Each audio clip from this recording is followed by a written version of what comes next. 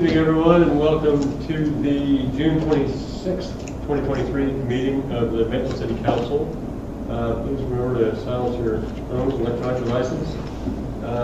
And we'll start this evening with a moment of silence. If you please join me.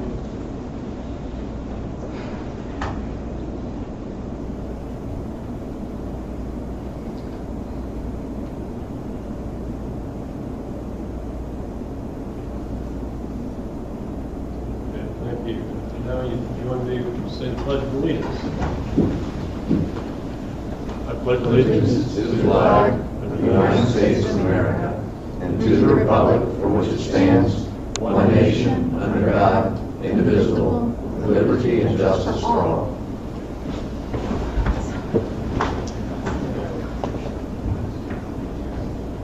We'll roll right into it should be a very short meeting. Is there any old business, Mark? Oh, I'm sorry. This is jump right ahead. Do we need to call a roll, make sure we have a quorum here? Councilmember Guthrie? Absent. Councilmember Paul Harrison? Here. Councilmember Wurzel? Here. Councilmember Wild? Here. Mayor Lowndes? I'm here. We do have a quorum, so let's take care of business. Any old business? Yes, one piece of old business. To follow up on a conversation we had, so I feel like it was a month and a half ago at a city council meeting, when Lori Walk came here and asked about school signage, electronic message centers for schools. We have done some research on that. Dan has gone back and talked to some other cities to see what they're doing. Talked to Cliff and Drew in his office about what potential options are. And sort of to lead off, statements have been made in the past. Lori made it at the last meeting, but statements have been made in the past that we are the only city that prohibits electronic message signage. That's not a true statement. The city of Winter Park also prohibits electronic message centers. There are a number of other cities that I won't go into in detail here, but Dan's talked to, where they only allow them in very specific areas of the city and they prohibit them through the rest of the city, usually in their highest density commercial areas.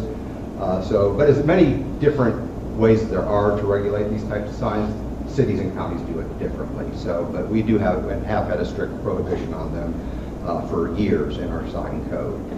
So that being said, as I talked to Cliff and Drew about what options are, they sort of fall into three categories in terms of if we move forward to amend the sign code.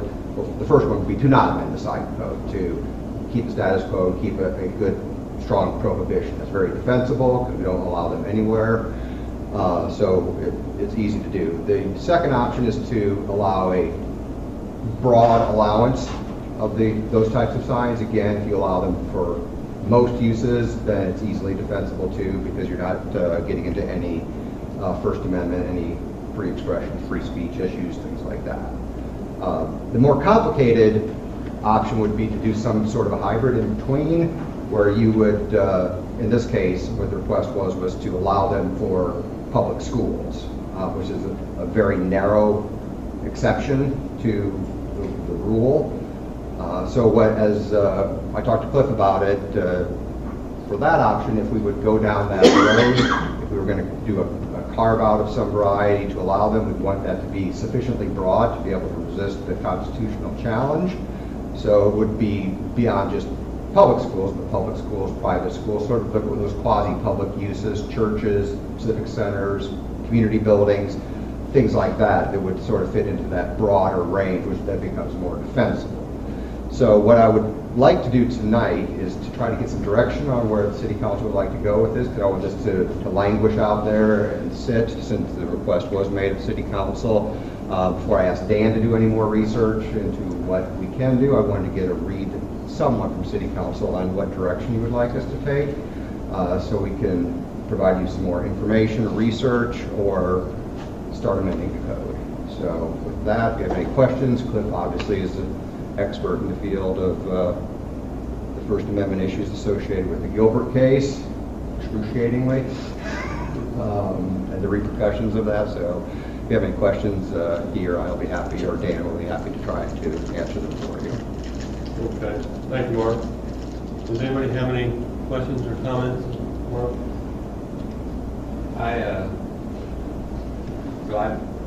I've been talking to the OCPS representative on this for a while, and I think, is it still the same person? Is Zach still the same? Mark? Yeah, I believe Zach still Okay. has our All right. district. So, and I've talked to him, and whether or not whether or not we're the only school, I think what he said to us is we're the only school in his district, which may or may not include the schools in Winter Park, but he's saying all the schools that he does facilities for have the sign.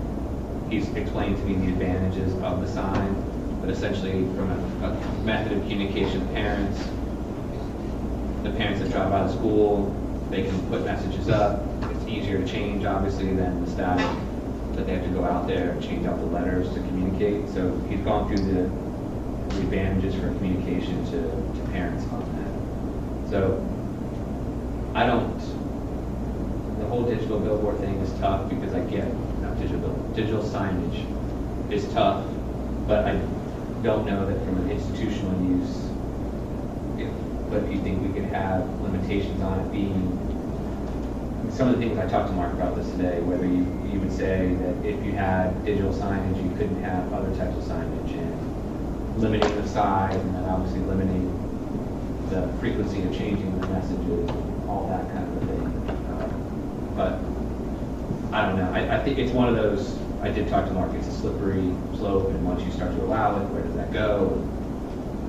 But my initial reaction is that I can see the benefit for schools to have it from a communication standpoint to the parents. I will just simply tell you that the third option that Mark mentioned is an option that is not one where I'm going to say, oh, yeah, I feel comfortable with that. It is an option that has not been tested, at least as far as I'm aware, in the way that we would be trying to structure. And it would be along the lines of that certain kind of public information communication falls more within the health, safety, welfare stuff.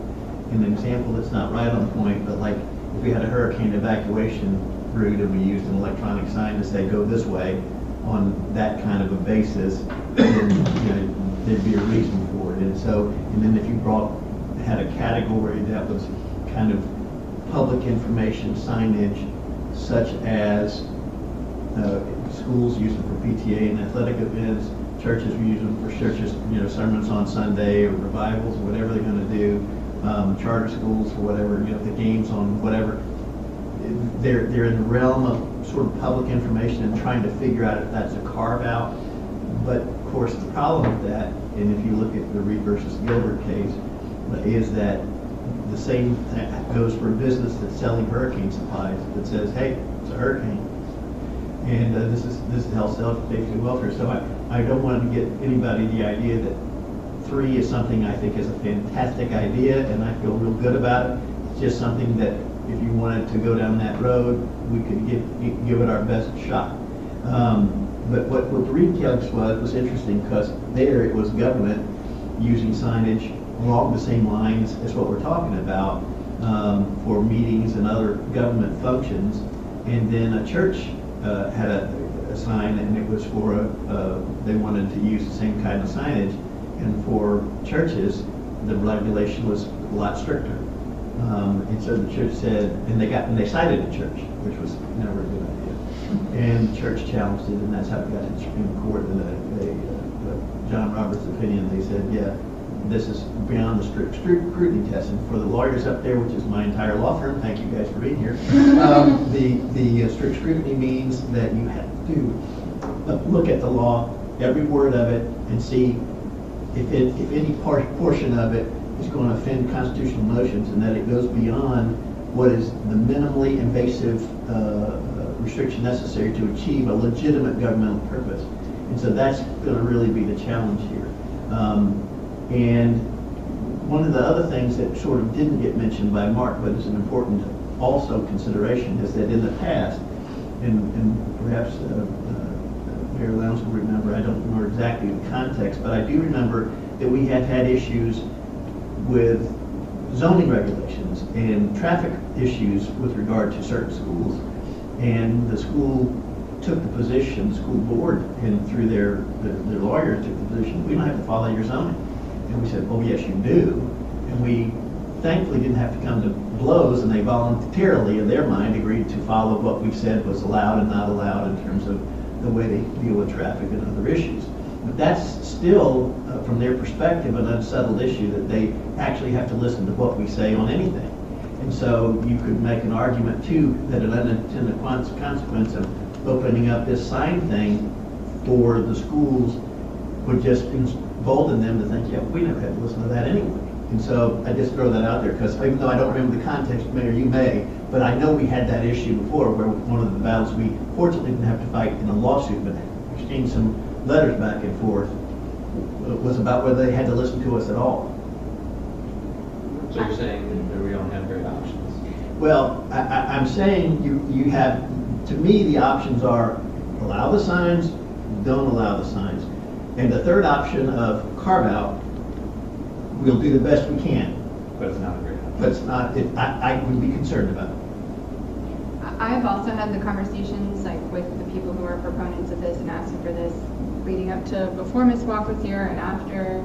And my conversations always end in exactly how I feel now, which is trying to separate in that annoying objective lawyerly way, like what makes sense and all the things that Councilman Wild is saying about like why it's good for them to have that or why they want that. I don't think anyone takes issue with those things, but the procedural, how do we get there? And so I see it the same way. I actually don't have a very strong feeling about whether we have signs or not in general all across Maitland, but I do feel that we have to be prepared for having them broadly outside of just schools anyway, because we do have, unlike one of the wonderful things ironically about our community is that our schools, or at least two of them, are inside residential neighborhoods. And so I am familiar, because I did look at other ordinances and things like that you could have, restrictions regarding the hours of these signs and things to address the residential concerns. But I would definitely be curious to hear more from our neighbors in Domrick or Lake Sibelia or even behind like Park Maitland or the Montessori School and all these schools that we have, to hear how concerned they are, because it's just not something other than the Ms. Watt coming here or the school board that I know how fired up people will be about having the signs in their neighborhood, because if it also meant that, maybe the Enzion had them or, whatever, however that went, since they're not for profit as well and things like that. So I don't have a strong feeling about whether we do or don't open it up, but I guess just consistent with what Mr. Shepherd's saying, I just feel like we have to be prepared to really open it up.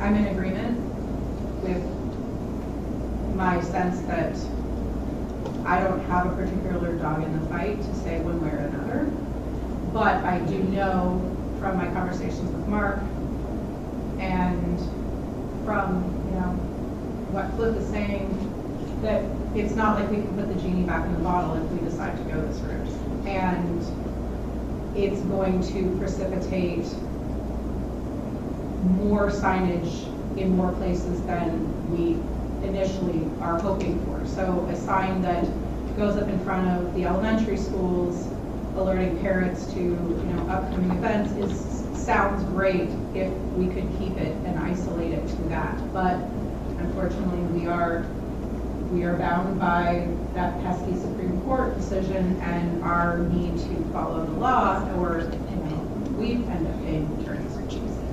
So we don't want to be in that. We don't want to be in that position.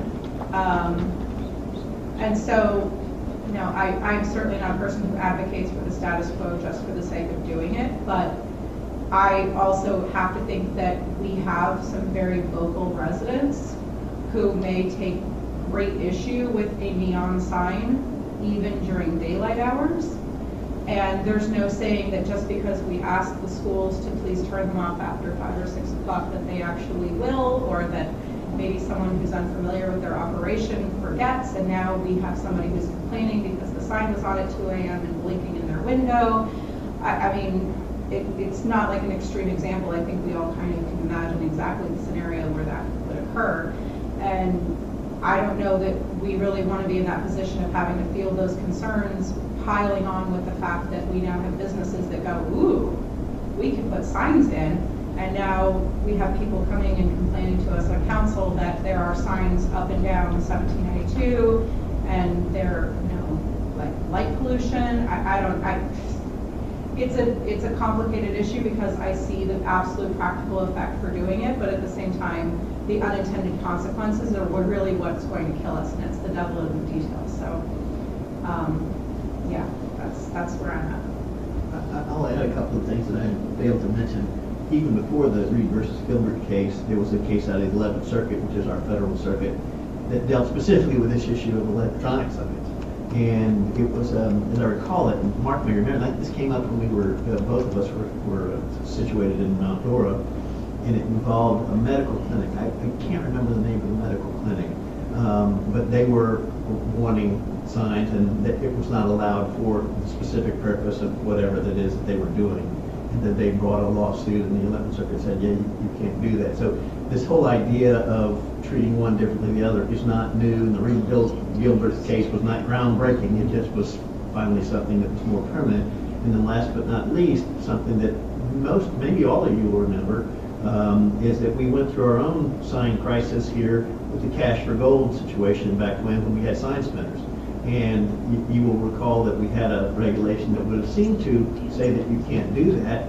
And as soon as we attempted to enforce it, they immediately amended their sign with some small print at the bottom to say, this is a protest sign. And so that is the road we're walking.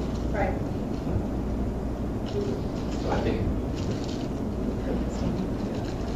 so what we're saying is we're all sensitive to the school issue, but there's really not a great way to solve it. There's not a great way that doesn't involve risk. Yeah, and I would agree with what you all have said in the interest of not prolonging the discussion. It needs to be restate it. But I also would question what is the value of it. I mean, if we're thinking about taking a step where we could end up undoing the sign code as far as electronic signs go, I'm not sure the great value of doing it for school signage within our neighborhood. You might be able to get more information out. How much information you need to get out, I don't know. I mean, kids come home with their backpacks full of, information. These days, there's, all kinds of social media. There's, parents can be texted, parents can read the Facebook page, parents can go to the OCPS website, parents can get, all the information's out there. There's a flood of information. I'm not sure what advantage at that point having an electronic sign in the neighborhood as you drive by is. I mean, it's an eye-catching thing, but it's also, I would imagine, it's exactly the kind of thing we were trying to avoid when we said we didn't want electronic signs and why would we put them in neighborhoods if we're going to do that. If the idea is to catch people's attention as they drive by, the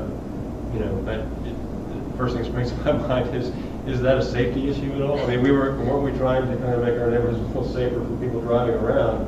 And if the goal is to catch people's eyes as they're driving by, I mean, I'm not sure that's, I don't want to overemphasize it, but I mean, that's the point, is to really, to distract people so they'll look at your sign. That may be the second it takes to avoid an accident. So I'm not sure, and we can certainly hear from parents and folks when they come in and, if they have other ideas. I'm just not sure the great value of this, other than it's just another way to get information out, and there's plenty of other ways to get information out. So, that being the case, again, I'm not sure that's what we want to risk the sign code for. So that's what I thought. Yeah, and I can say as someone who lives almost directly across from one of the signs and who has 2 children at the school, that was one of my comments to Mark, is that I've never noticed anything that was on the sign, digital or not. I get all of my information from social media and emails and texts from teachers and things like that. So perhaps they do need to stop sending people out to change the letters if that's bothersome. But in terms of the communication, and that was again kind of the ultimate message that I had for anyone who was advocating for this is, come to us and explain what you want, but I don't feel passionate to on our own sua sponte, so to speak, ask for a change in the ordinance. Okay, so I guess we're not giving head bobs or taking votes here, but, No, as long as there's a consensus on us not to move forward with this, I just didn't want to have Dan do any more research or get Cliff or Drew involved anymore before we have this discussion. right. And I don't know if the information went out, but I got an email from Karen Castor Dental, our school board member, and she said there's money available for this, and is there an issue with Maitland putting these up? And my response was, yes, it violates the sign code, which she understood also. Yeah, but so she's aware, and it's been brought to her attention that Maitland is not probably going to avail itself of any money that comes from CPS to put up the sign. So she may reach out to you all as well. She's just perfectly appropriate because she is our representative in that capacity. So, it's an issue, but I don't see us needing any further research on this. Okay. Anything else? That's all I had for old business. Okay, so we're on to the consent agenda. Does anybody on council want to remove an item from the consent agenda? Seeing none, is there any public comment on consent agenda item number 2? None, will close the public period. And a motion would be in order. We'll move to accept the consent agenda. Okay, we have a motion I'll second. and a second. Mary, would you call the roll? Councilmember Myers, Aye. Councilmember Marshall, Aye. Councilmember Wall, Aye. Councilmember Gabrielle. Mayor Lance. Aye. Okay, we have adopted the consent agenda. Let's move on to the public period. This is the time when anybody can address council on any item that's not on the agenda. And being such a small agenda, there's plenty to address us on. It's the rest of the universe. Anybody? Lost half of our public. Just walked out the door. None? Okay, let's close the public period. And we're into reports. Mr. City Attorney? I have nothing to report, sir. Okay. All the litigation having been concluded, the attorney fees haven't been paid. I'm feeling pretty good right now. Check is coming? The wire came the day of the meeting that was announced, and I think it's been transferred to the city already, so life is good. All right. Okay, Mr. City Manager? Just a couple reminder, actually one reminder and one announcement. Library meetings this Wednesday and Thursday, 10 a.m. and 6:30 p.m. both days. So if anybody can make it out to see what's going on with the library, please do. The first session is going to be more of an open forum, just to take general input on what we do, what would go into what people would want to see in a library if we move forward on a new library. The second session is more of a internal layout kind of thing, of what a library would look internally, how things would relate to each other based upon the guidance provided by the architects that we've hired to bring on board. So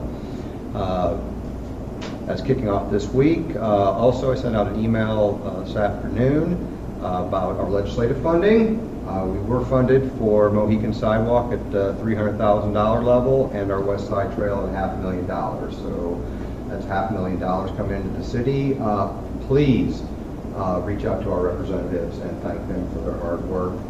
They really went above and beyond on this. They were great to work with, and they showed that they want to help us out. So we can certainly build on that in the future. So I've included all their contact information again in the email, so it's there if you don't have it. So just a call or a text or whatever you feel comfortable with goes a long way.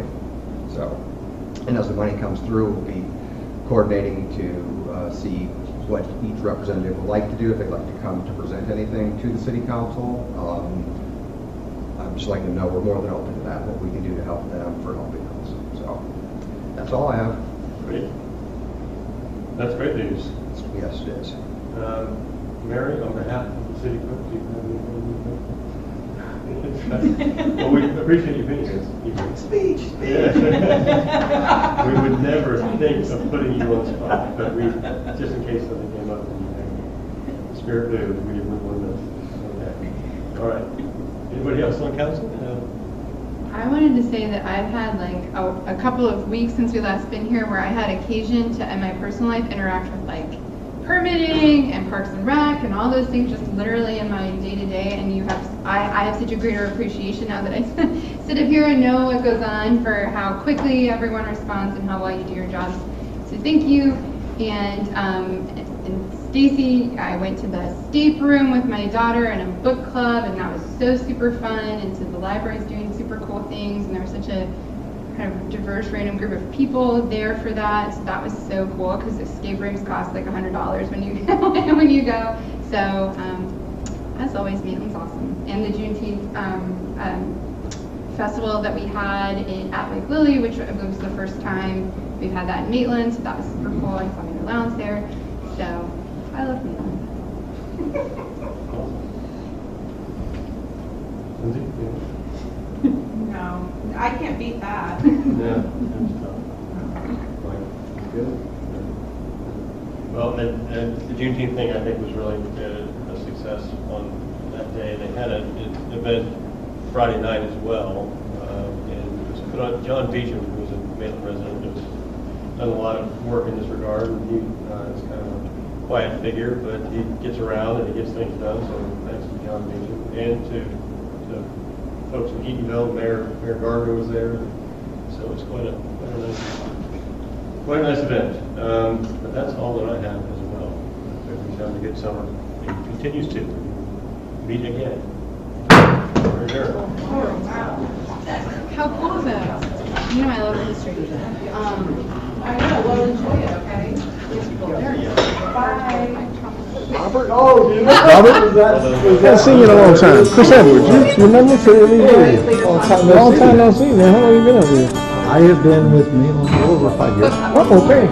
Yeah, here 5 years, Popka 5 years, Weaver 5 years. Yeah. Yeah, I thought you looked like I saw you walking. I was like, hey, and then I looked again. I said, that's Robert. Welcome to the It's kind of a quiet meeting. Yeah, I'm actually. You know, obviously, I know the background. Oh, okay. Very cool. Yeah. Well, this would have had more to show you how this goes on, but it's all pretty I've been quiet. looking online at some old meetings and stuff. So, Cool. But yeah, good chance to meet you. We'll see you again. Everything going well for you? Yeah, everything's You're going looking well.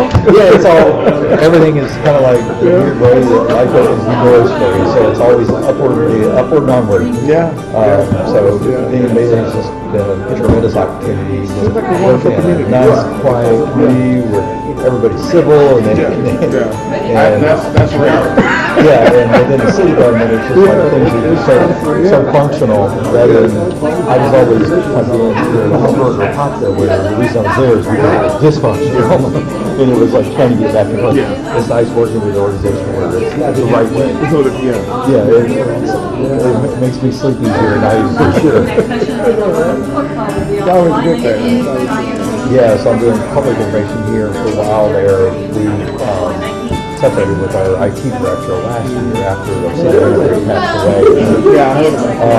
So with that, we jumped into IT, so I've been kind of doing both. Just recently hired a new IT director, and now we're hiring staff on. So finally I can go back to being the public information officer. Kind of like in Leesburg, which is in the middle of the world, like everything.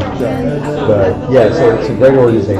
Like I said, we should have seen more of Leesburg, but we have the meetings online on YouTube, so you can kind of see, but it's still quiet. We don't have a lot of drama in the city. Yeah. Well, I'm over in New Smyrna Beach right now. I'm the director of economic development. But even still, that meeting the other night, we had a budget workshop. Word travels. Almost 35. Wow.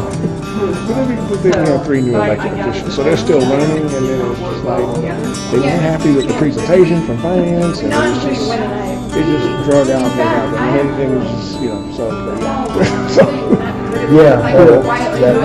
that's good. I mean, sometimes it's concussion, but sometimes it's like, it's doing really hard to go through that. And as far as economic development goes, here, the other interesting facet about Maitland, 600 square miles, it's landlocked. we have our last vacant commercial property being built right now. Yeah. That's the last. So anything beyond that has to be redeveloped. Yeah. So we really have a strong CRA. CRA and the funding that is supported allows for basically building here, encourage buildings like that, the whole street downtown, Independence Lane. So basically what CRA is kind of what your history was, it kind of shows that that's what those are meant for. And so showing that, actually Mark Bradenton, the contributor, was involved with a lot of the projects. Actually, like I said, it exemplifies why the CRA can be effective and showing the benefits of what the CRA brings, because literally that was the back of the shopping center, and that was the back alley, and then you kind of see that we now have a downtown out of what was nothing but the back end of a shopping center. And it kind of grows because we're actually extending Independence Lane down one more block, and bringing it further. So with that, like I said, just really strong on CRA use. Economic development is more or less on the redevelopment side.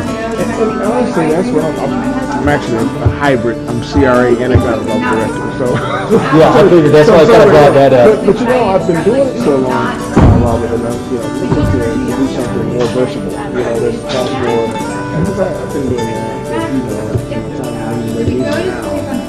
you know, making some, you know, obviously, got my MBA. Nice, congratulations. Thank you. From there, you know, I've been working with FCSMA regularly. You know, in their committee, subcommittees, I'm active in that. So, you know, I'm just ready for the next level. Awesome.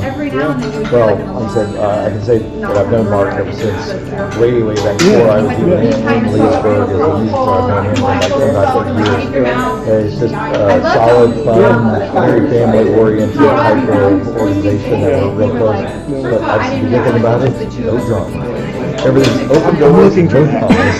I am looking for that. Exactly. That's the best thing I could say under Mark's administration. It's just very academic, not emotional on a lot of things, but very close to the community. That we keep near with the community, and that's what keeps the community from showing up things like this, is because good communication and being very responsive to the community. That's volume what we're doing so amazingly well. That's job security. That means they're not coming and knocking, you know, so that exactly. The more you effectively communicate. It brings it behind the doors a little bit, because like say, garbage will get picked up on Friday, so we're dealing with that internally and that kind of stuff. But that's basically the best way I can describe it. Like I said, it's more of an academic, it's just kind of a quiet, peaceful kind of a no drama. We still have to deal with our usual issues, hurricanes, things like that, things like that happen. But yeah, it's a really good organization. Hopefully you get an opportunity. I would love to work with you again. It's been a while. Yeah, it has. But I was like, again, as soon as I saw you, I was like, but I thought, what's wrong? Yeah, actually, we were thinking about Leesburg today because there was somebody who was looking at GIS. And I was like, well, we don't have a lot of, we have GIS, but we don't have a lot of functionality. It's like the last, in a popular where I worked for 5 years, I would use it as an example for GIS, not the best example. But Leesburg was the most effective use of GIS, where we had a whole staff of it. So we were actually talking about Leesburg today. I said, oh, Leesburg, where is Leesburg these days? I said, I don't know, I don't look back. Well, I still have my home, and my mother lives there in the home that I own. I inherited the home. I still visit her from time to time. So I go back there every now and then and see some of the improvements that they've made. Little baby steps here and there that they're kind of making. Still, like I said, it's still just kind of a cultural thing that haven't come to terms with the history and culture.